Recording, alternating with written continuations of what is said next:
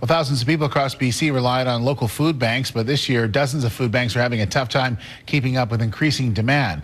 The situation especially grim in the Tri-Cities. That's where our morning news reporter Tanya Beja is right now. In fact, they're going so far to say it's a crisis today, Tanya.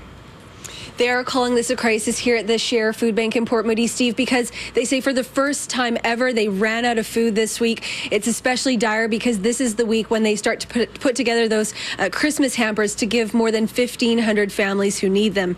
Now, I should say there are only 4 paid staff members here. The rest are volunteers. There's about 200 volunteers who help package the bags behind me that go out every week. One of those volunteers joins us now this morning. She's Patty Venturis. Good morning, Patty. Good morning, Tanya. So you work here every week, every Thursday. What have you noticed in terms of the difference in food supply now compared to previous years? Well, Tanya, I think I told you when I first came here, the back room was full of food. That was about 2 years ago. And I thought, we'll never have a need to donate that much. I came in the next week and it was down probably half. Now our back room is probably a third of that. We are really, really low on food. Now, you see the families who receive this food every week. Tell me about the people who come to the food bank.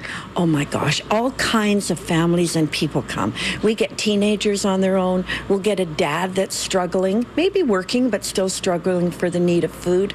Of course, single moms with babies and little children, all types of people. Elders coming in, really needing the food. And you know, it's interesting because their faces are kind of drawn when they come in. When they get their little hamper and leave, they're happy. They're smiling. They usually have an extra loaf of bread under their arm. It's wonderful, truly wonderful. It's good to hear that you're helping in that way. What kind of food are you looking for from the public today? I think, just like you and I would want, it would be the substantial type of food, like pasta, maybe the pasta sauces, tuna, the canned meals, you know, ravioli, tea and coffee, and treats. I think they'd enjoy the treats along with everything.